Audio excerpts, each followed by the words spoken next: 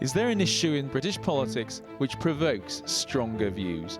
The daily headlines bear witness to the anxiety, fear and sometimes anger that immigration causes many people. There is a lot coming in now, isn't there? As long as everyone gets a living, I'm fine with it.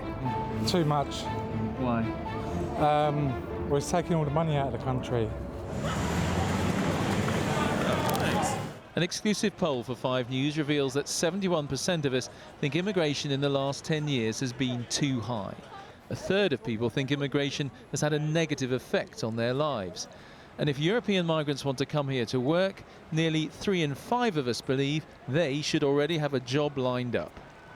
So that's what we think, but how close is that to the truth? For instance, that figure that 71% say immigration in the last 10 years has been too high.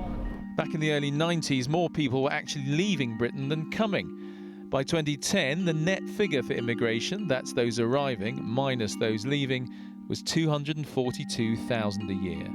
And last year, that figure had gone up by about a third to 323,000. So how many people living in the UK were born abroad? Well, in 1993, it was 3.8 million.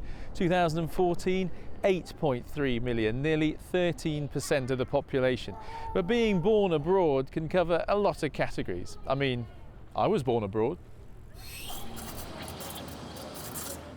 And what about people coming from inside the EU to look for work? Well, in our survey, 58% of people thought people like that should already have jobs lined up before they come. And in fact, by coincidence, the same number, 58%, do have jobs lined up. The rest are looking.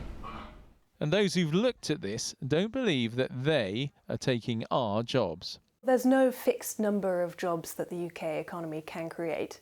So when the labour market expands, then over the medium to long term, the number of jobs available for people also expands. You don't find, for example, that countries with a larger population have more unemployed people. But is any of this new? Over the centuries, different waves of migrants have come to this country. This is a Dutchman who was even invited to come here to be king. Now, most people haven't had that kind of welcome. And in fact, our survey found that a third of people believed immigration had had a negative effect on their lives. If you look at the newspapers from 100 years ago, you had MPs saying, east of Aldgate, one walks into a foreign town. You had MPs saying, Tottenham has turned French. That was a quarrel about the number of mainly Jewish migrants coming across the Baltic, and people from France and Protestants and persecuted Europeans. And so the welcome has always been double-edged, often bitter, but rarely really bloodthirsty. I mean, it's remarkable, really, how well Britain has adapted. What we've seen in the last few years is certainly the biggest wave of immigration in modern times. It's no wonder many have found it unsettling. But immigration's been part of our past, and it will be part of our future too. Andy Bell, 5 News.